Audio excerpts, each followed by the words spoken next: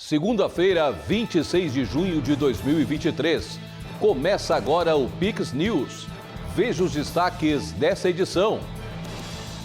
Presidente argentino vem ao Brasil pela quarta vez em meio à crise que assola o país vizinho. Crise na Rússia. País quer transmitir tranquilidade após rebelião do grupo paramilitar que causou crise no governo Putin. Em Roma, Papa ora por adolescente, desaparecida desde 1983. Ato é considerado quebra de tabu na liderança da Igreja Católica. ONU alerta para a expansão das drogas sintéticas no mundo. Transtornos relacionados às drogas ilícitas também têm aumentado. Com investimentos de mais de 37 milhões de reais, Grupo Coque está prestes a inaugurar loja de número 57 em Garopaba, no sul de Santa Catarina. E você vai ver ainda, yoga, uma prática milenar que conquistou os brasileiros e vai muito além de um exercício físico. Essas e outras notícias a partir de agora, no Pix News.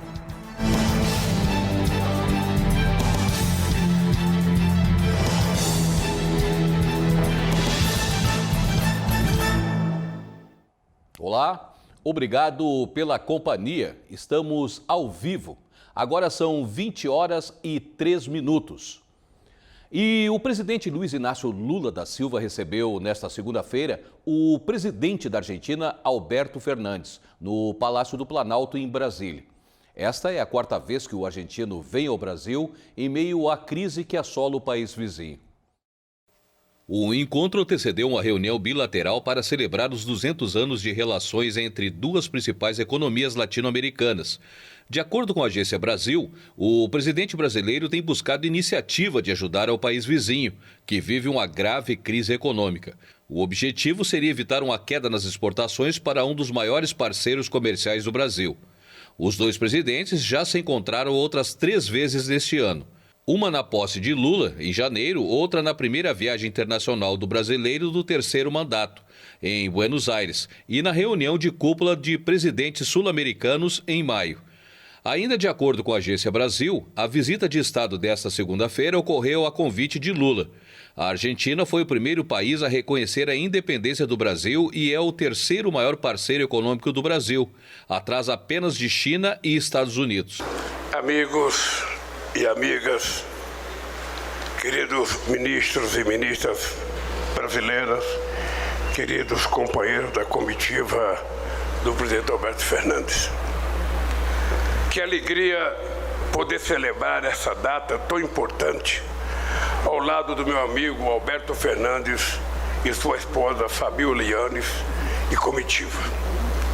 Ao condecorá-los com a Ordem Nacional do Cruzeiro do Sul e a Ordem de Rio Branco, prestamos justas homenagens a um casal amigos do Brasil. Ambos são representantes de uma nação pela qual nós brasileiros temos respeito e afeto e que nos honram nesta data tão especial. Este não é apenas mais um encontro. Completamos 200 anos de relações diplomáticas. As então Províncias Unidas do Prata foram, na prática, o primeiro Estado a reconhecer a independência do Brasil. Eu sei que estou numa terra amiga. O Brasil e a Argentina nasceram para estarem dissoluvelmente unidos. Não existe nenhuma possibilidade de que aconteça outra coisa. Não falamos o mesmo idioma, mas temos culturas iguais, histórias que nós compartilhamos e nossos idiomas cada vez se parecem mais. Nós estamos inventando portunhol e isso funciona. O Lula explicou muito bem como foi a história do nosso encontro. A Argentina foi o primeiro país, quando ainda não era a Argentina, era uma confederação de estados, as Províncias Unidas do Rio do Prata, em reconhecer o Brasil como país soberano e país independente. O Papa Francisco quebrou um tabu ao rezar pela família de um adolescente que desapareceu há 4 décadas. O caso ainda chama a atenção dos italianos e a investigação foi reaberta. O Papa Francisco rezou neste domingo pela família de uma adolescente que desapareceu há 40 anos. Para o irmão da vítima, esse gesto indica que o Vaticano vai se envolver no caso notório. Emanuela Orlandi, de 15 anos, filha de um funcionário do Vaticano, desapareceu após uma aula de música no centro de Roma em 22 de junho de 1983.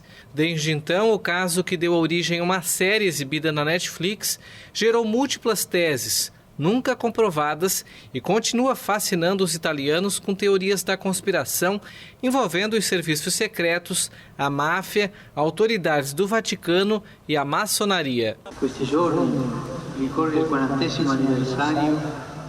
Esses dias aconteceu o aniversário de 40 anos do desaparecimento de Emanuela Orlandi. Gostaria de usar essa circunstância para mais uma vez expressar minha proximidade à família, acima de todos à mãe, e garantir a eles minhas orações.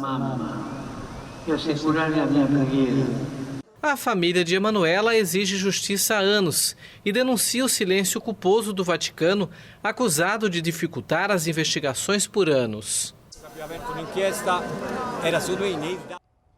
O ministro da Defesa russo teve suas primeiras imagens divulgadas nesta segunda-feira, após a rebelião do grupo paramilitar Wagner. O episódio é visto pelos países europeus como revelador sobre as consequências do conflito internamente em Moscou. Ao final das 24 horas de rebelião do grupo paramilitar Wagner, a Rússia quer passar uma imagem de normalidade após o episódio. Nesta segunda-feira, o ministro da Defesa divulgou as primeiras imagens do titular da pasta, Sergei Shoigu, em que aparece inspecionando tropas militares supostamente em território ucraniano. O ministro foi alvo de duras críticas do chefe do grupo mercenário, em meio à crise sem precedentes que enfraqueceu a imagem do presidente Vladimir Putin.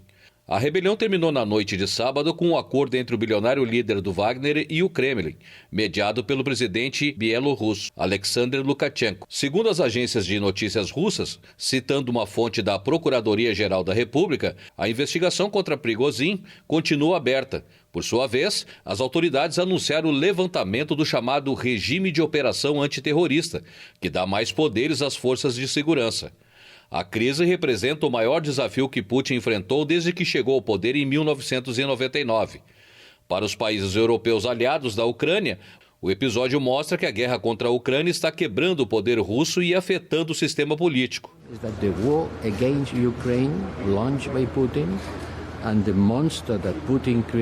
A guerra contra a Ucrânia lançada por Putin e o monstro que Putin criou com Wagner, o monstro está mordendo de volta.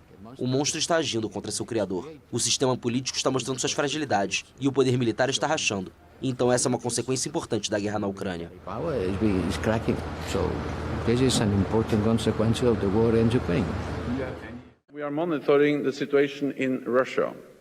Estamos monitorando a situação na Rússia. Os acontecimentos do fim de semana são um assunto interno russo e mais uma demonstração do grande erro estratégico que o presidente Putin cometeu ao anexar ilegalmente a Crimeia e com a guerra contra a Ucrânia. With his legal annexation of Crimea and the war against Ukraine. Washington também fez uma leitura semelhante da rebelião lançada pelo grupo Wagner. No domingo, o secretário de Estado americano, Antony Blinken, disse que a breve revolta é um desafio direto à autoridade de Putin e mostra rachaduras reais na autoridade estatal russa. A Organização das Nações Unidas alertou sobre as consequências desastrosas da rápida, barata e fácil produção de drogas sintéticas, que transformou o mercado mundial no consumo de opioides. A rápida expansão do mercado mundial das drogas sintéticas chamou a atenção das Nações Unidas para as consequências desastrosas que o avanço pode trazer ao mundo. De acordo com a ONU, a produção barata, rápida e fácil de drogas sintéticas foi responsável pela transformação de vários mercados mundiais. O Escritório das Nações Unidas sobre Drogas e Crime, o fentanil, substância 50 vezes mais potente do que a heroína, mudou radicalmente o consumo de opioides na América do Norte. Em 2021, a maioria das mortes por overdose na América do Norte foi atribuída a essa droga, cuja produção pode aumentar. O escritório alerta para o impacto da guerra na Ucrânia, com sinais de que poderia desencadear uma expansão do tráfico de drogas sintéticas devido ao conhecimento técnico existente e aos grandes mercados que se desenvolvem na região. O relatório também destaca as consequências ambientais do mercado das drogas. Na bacia amazônica, o cultivo de coca, com oferta recorde e redes cada vez mais ágeis, agrava as atividades criminosas, como o desmatamento ilegal e o tráfico de animais silvestres. A ONU cita ainda a situação no Afeganistão, onde a redução prevista do cultivo de papoula após a proibição pelos talibãs pode levar a uma mudança para a produção de metanfetamina. Mais de 296 milhões de pessoas fizeram uso de drogas em 2021, um aumento de 23% em 10 anos. O número de pessoas que sofrem de transtornos relacionados às drogas aumentou 45% no mesmo período, mas apenas 1 a cada 5 recebe tratamento. Sacos e pilhas de heroína, cannabis, metanfetamina e ópio, no valor de quase meio bilhão de dólares, foram queimados pelas autoridades da junta militar de Myanmar e Yangon, em um evento anual para marcar o Dia Internacional contra o Abuso e Tráfico Ilícito de Drogas nesta segunda-feira. Quase meio bilhão de dólares em drogas queimadas nesta segunda-feira em Yangon, capital do Myanmar. As autoridades da junta militar no poder informaram que o carregamento era composto por heroína, cannabis, metanfetamina e ópio. O evento acontece anualmente para marcar o Dia Internacional contra o Abuso e Tráfico Ilícito de Drogas. Apesar da enorme quantidade de entorpecentes destruída, as autoridades alertaram que não estavam conseguindo impedir um aumento na produção e no tráfico de narcóticos. A queima ocorre no momento em que as Nações Unidas relataram apreensões recordes de metanfetamina no ano passado no país e disseram que a plantação papoula de ópio viveu um renascimento em meio ao caos desencadeado pelo golpe de 2021. O Comitê Central de Controle do Abuso de Drogas de Myanmar reconheceu que, embora inúmeros abusadores, produtores, traficantes e cartéis de drogas tenham sido presos e processados, a produção e o tráfico de drogas não diminuíram em nada. A região fronteiriça do chamado Triângulo Dourado, entre Myanmar, Laos e Tailândia, tem sido um foco de produção e tráfico ilegal de drogas, particularmente em metanfetamina e ópio. E o governador do Paraná, Ratinho Júnior, esteve hoje em Florianópolis para se encontrar com o Jorginho Melo. Durante a reunião, discutiram temas importantes para a região sul e dos dois estados. O encontro entre os dois chefes do executivo ocorreu na casa oficial do governador de Santa Catarina. Os dois falaram sobre temas de interesse aos dois estados, que compartilham uma extensa divisa, além da reforma tributária e do Fundo Sul. Nós temos uma pauta muito forte do Sul, que é, nessa reforma tributária, poder ter a criação do Fundo Sul, que seria um fundo de desenvolvimento para infraestrutura, para a parte também de geração de emprego social entre os três estados. E hoje a gente veio fazer mais essa reunião sobre esse assunto. Semana que vem, no dia 4, teremos uma pauta com os governadores do Sul e Sudeste sobre reforma tributária junto com as bancadas e automaticamente nós temos que estar alinhados, os três estados do Sul, claro que também, se puder, os estados do Sudeste, onde temos o COSUD, para que a gente possa colaborar com a melhor reforma tributária possível para toda a população e automaticamente fortalecendo os estados. Nós queremos que ela aconteça. Torcemos para que aconteça, mas nós também precisamos estar vigilantes sobre os interesses dos nossos estados.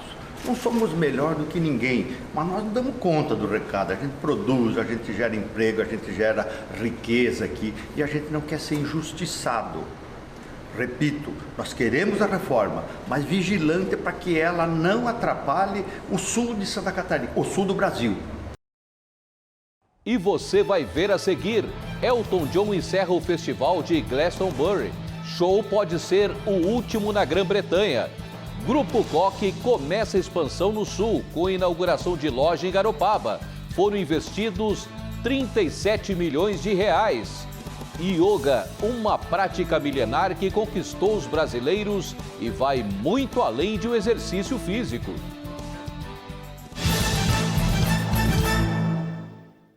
Atenção, atenção, Garopaba. Vem aí o melhor preço da região. Dia 29 o Comprão inaugura. Com variedade, qualidade e economia para sua casa e o seu negócio. Vem pro novo Comprão, na Rua Ismael Lobo, em Garopaba.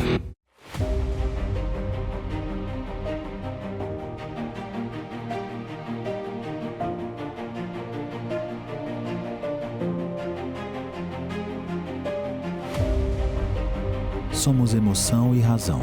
Somos humanos e tecnológicos. Nós somos apaixonados pelo que fazemos. Esta é a nossa vocação. Hospital Veterinário Vital. Unidade Laguna, Unidade Imbituba, Garopaba. Olá, estamos de volta. Agora são 20 horas e 17 minutos. Elton John fez o show de encerramento do tradicional festival de Glastonbury no domingo. Naquela que pode ter sido a última apresentação de sua carreira no Reino Unido.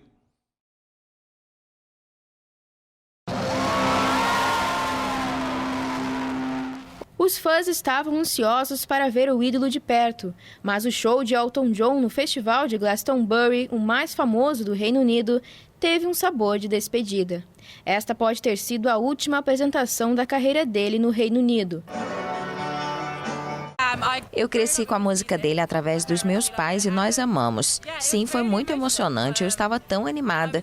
Este é o meu 10º Glastonbury, então é a maneira perfeita de terminar o festival. Ele estava emocionado falando com a multidão e quando a multidão lhe devolveu a emoção foi simplesmente adorável de ver.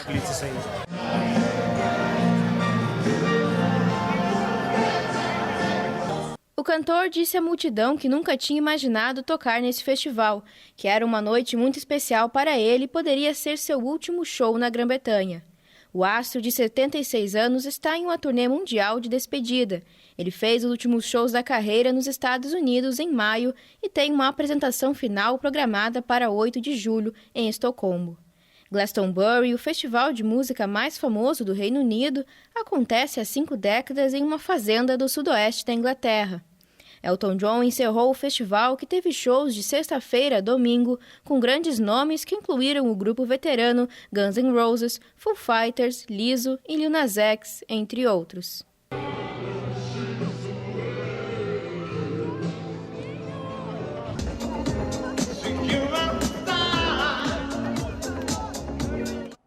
Pelo menos 19 pessoas morreram no sul da Ásia em inundações e deslizamentos de terra. Os incidentes são registrados em meio ao período das chuvas de monção. No Nepal, as autoridades informaram que as fortes chuvas do fim de semana passado deixaram 14 mortos e 20 desaparecidos. A vizinha Índia também foi atingida essa semana por fortes chuvas. No estado de Arunachal Pradesh, no Nordeste, 4 pessoas morreram em inundações e deslizamentos de terra e uma pessoa se afogou no estado vizinho de Assam, onde quase 14 mil pessoas tiveram que ser deslocadas. Bangladesh também está em alerta máximo depois que os meteorologistas alertaram sobre o perigo de inundações nos distritos do norte. Em Kurigram, 20 mil residências já foram afetadas pelas enchentes.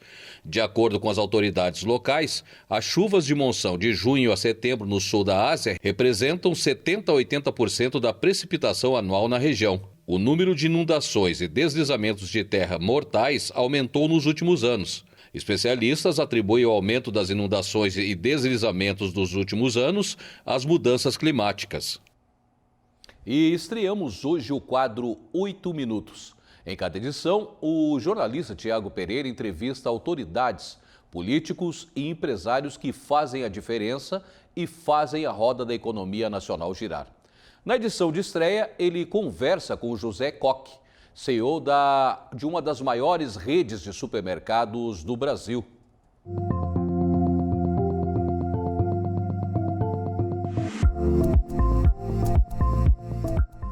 E o 8 Minutos de hoje começa com entrevista com o CEO do Grupo Koch, José Koch, a maior rede de supermercados de Santa Catarina e a 13ª do país. Ele falou sobre os projetos de expansão para a região sul do estado e também sobre o prêmio que recentemente ganhou. Ele foi eleito o melhor CEO de supermercados do Brasil.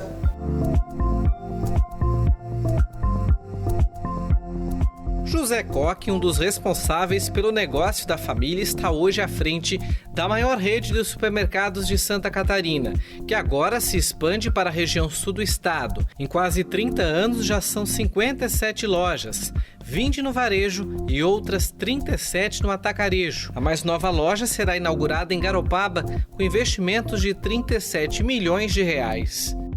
Não tem só uma coisa que é o segredo do crescimento, é muito trabalho, dedicação, 28 anos no setor já de supermercados, sempre crescendo numa constância. Criamos um modelo de negócio que é replicável, que você começa a faz uma loja e as outras você faz muito parecido, então isso facilita a expansão e o crescimento. Enfim, é um conjunto de coisas que a gente precisa ter para crescer. Desde fornecedores, um alinhamento muito bom com eles, ter um bom relacionamento com os fornecedores, ter uma equipe de trabalho fantástica e também a pergunta que a gente sempre tem que se fazer: como é que eu apresento uma loja com um ambiente agradável, com um preço competitivo, que o cliente se sinta bem comprando nas nossas lojas? Ancorado em Santa Catarina, um dos estados do país com a maior geração de empregos, o gestor fala do equilíbrio que é preciso ter entre gestão e os números. Eu sempre comento assim, gestão é de números, liderança é de pessoas. Esse equilíbrio é super importante, porque se você fizer só gestão de pessoas, gestão de números, e não valorizar as pessoas, você vai ter uma equipe fragilizada. As pessoas vão sair da tua empresa porque não há valorização das pessoas. E se você só valorizar pessoas e não olhar para a parte de gestão de números, você vai ter uma empresa sem lucro, vai virar uma empresa filantrópica e aí você não consegue crescer também. Então, esse equilíbrio entre gestão de números e liderança de pessoas, ele é super importante para um varejo como a gente está aqui no setor de supermercados. Então é isso que a gente vem fazendo, são várias coisas, tem várias, aí para os colaboradores temos que ter aí uma remuneração variável, temos que ter um ambiente de trabalho agradável, benefícios, sempre procurar fazer esse equilíbrio entre gestão e liderança. O resultado de uma gestão de sucesso culmina com a escolha de melhor CEO de supermercado do país. É gratificante, né? Não, é gratificante. Mais uma vez a gente sendo reconhecido, esse trabalho que a gente vem fazendo, esse crescimento, o trabalho, isso demonstra aí, primeiro, a união da nossa família, que nós somos uma família de 5 irmãos, e representa a união dessa família e o quanto que isso nós temos uma equipe competente para que você só é eleito se tem uma equipe muito boa. Ninguém é eleito o CEO do Brasil se não tem uma equipe competente também. Então é uma premiação que vem premiar tudo aquilo que a gente está fazendo, mas eu sempre comento, já comentei aqui várias vezes, que essa premiação é de nós todos colaboradores, de todas as pessoas que trabalham aqui no Grupo Coque. De olho no Sul e no crescimento da região, a rede deve abrir 5 novas lojas em um curto espaço de tempo. Rio Grande do Sul, por enquanto, ainda não é foco. Nós temos planejado abrir em 3 cidades. Nessas 3 cidades, por enquanto, são 5 lojas, né, que é Garopaba, Imbituba e Laguna. Nessas 3 cidades tem 5 lojas planejadas. E depois deve vir outras, mas não temos ainda definido quais são as cidades que a gente vai estar abrindo loja aí para o sul do estado. As cidades da região sul têm um potencial de crescimento grande. Outro é porque, para dar também mais uma opção de compras para a população da região, né? Nós temos muitos clientes da região que compram conosco aqui nas regiões da praia, Itapema, Camboriú ou próprio Florianópolis, solicitam as nossas lojas também na região sul. Enfim, e também, né, quando se leva empresas para uma cidade, para um município, se gera emprego, renda, desenvolvimento e o principal que o cliente e o principal objetivo que quer dar mais uma ótima opção de compra para toda a população da região.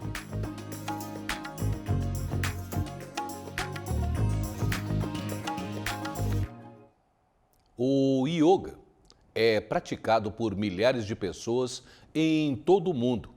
A atividade traz diversos benefícios ao ser humano, principalmente com relação ao bem-estar físico, mental e espiritual.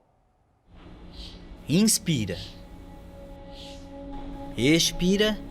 Concentra. Atenção aos movimentos, alguns mais fáceis, outros nem tanto. Assim se desenvolve algumas sessões de yoga, uma prática milenar com origem na Índia. Não se sabe exatamente quando a atividade começou. Tem quem diga que acompanha a humanidade. Então é uma prática que está vinculada diretamente a um estado de presença. Então o yoga, ele foi passado, esse conhecimento sempre verbalmente, né, de geração em geração. E há poucos 1000 anos atrás, tipo 2000, 3000 anos antes de Cristo, 5000, aí depende muito das referências, né? Que foi começado a ser escrito esse conhecimento. E aí hoje está do jeito que está, né? Então é uma prática que acompanha a humanidade. Alecrim é professor de yoga desde 2004. Ele conta que o primeiro contato com a prática veio na juventude. Na época, trabalhava em um banco, com roupas sociais e sapatos quadrados. Foi assistindo o primeiro professor fazendo atividade em ar livre que se inspirou e entendeu que o yoga vai muito além. Comigo não foi diferente. A primeira vez que eu vi alguém praticar yoga foi uma pessoa no costão, de cabeça para baixo. Então, aquilo me chamou a atenção. Aí, o que é aquilo? O que será isso? Aí, eu fui me aproximar dessa pessoa e ele virou meu primeiro professor de yoga. E então, veio pela forma esquisita, de cabeça para baixo, com os pés para o céu. Mas eu via que não era uma forma só no corpo, né? Que tinha algo ali de atitude, que tinha algo ali de concentração, que tinha algo ali de conexão com a respiração, com o ar, com a natureza. E aí aquilo me chamou muita atenção. As técnicas utilizadas permitem a regulação natural do corpo e um alinhamento com todo o sistema. Quem pratica o yoga sente as diferenças no físico e na mente. Então a gente vai começando a oxigenar todos os tecidos e isso tem um benefício imensurável, porque vai começando a fazer com que todo o corpo se reorganize de uma forma mais espontânea, mais natural. Então os órgãos trabalham mais espontaneamente. Então você é como se você ajudasse a tirar o excesso de um trabalho de um órgão, ajudasse ele a relaxar e pudesse também, de alguma maneira, estimular órgãos meio parados, né? Então, por isso que respinga, né, o eco da prática nos órgãos digestivos, porque ajuda os movimentos peristálticos, ajuda a oxigenar o cérebro, ou seja, te dá um respiro entre pensamentos, isso te possibilita uma intimidade com o teu complexo de emoções, né? Por influência de amigos, Mariel começou a praticar há em torno de um ano. Ela conta que as mudanças foram além do físico. E o yoga revolucionou, assim, todo o meu olhar do que é uma atividade física, que não é, né? Na verdade, assim, o yoga é uma filosofia em que tu aplica tanto para tua mente, quanto para o espírito, quanto para o corpo, né? É um conhecimento ancestral, assim. Então, é muito revolucionário. Eu senti, assim, uma revolução desde a primeira aula, né? Através da meditação, através dos movimentos. Foi algo, assim, que já me impactou de primeira. Ela já praticou outros esportes, todos que exigiam mais força e contato, mas para Mariel, o yoga é o exercício mais completo. Alinha muito, assim, a respiração com o movimento, sabe? Então, tu vai criando uma consciência corporal, assim, completa, assim, né? Não só o movimento, mas com a respiração, com o olhar. Então, tu vai alinhando tudo, assim. O yoga é formado por diversas técnicas, que envolvem atividades físicas, posturais, práticas de respiração e meditação. Mas, além disso, é capaz de desenvolver a proximidade com a natureza. Yoga, ele é uma das facetas de uma visão de mundo que a gente chama de tradição védica, que ela aponta para aquilo que é mais fundamental em nós, que é aquilo que nos sustenta, que é a pura consciência, aquilo que sustenta todo o universo. né? Então uns chamam de Deus, outros chamam de amor, outros chamam de consciência, de inteligência, né? Então é esse lugar onde a gente se conecta, onde todas as nossas diferenças se desfazem, onde não importa o nosso sexo, a nossa cor, a nossa herança familiar, esse lugar é onde a gente respira junto, que é a presença.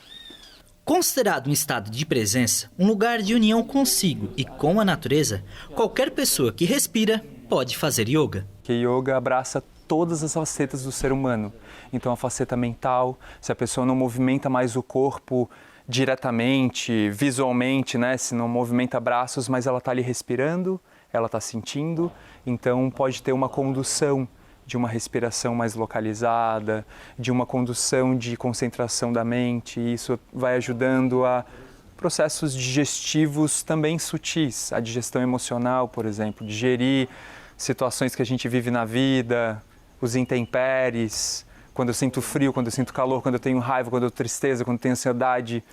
Então, qualquer pessoa pode praticar yoga. Segundo a Federação Internacional de Yoga, no mundo, 300 milhões de pessoas são praticantes de yoga. A Organização Mundial de Saúde destaca que a prática proporciona o bem-estar físico, mental e espiritual. O dia do yoga é todos os dias, porque se você fala para um ser humano, tem dia para respirar? Não vai ter. Se tu fala para uma família, tem dia que a gente valoriza a mãe e desvaloriza a mãe? Não.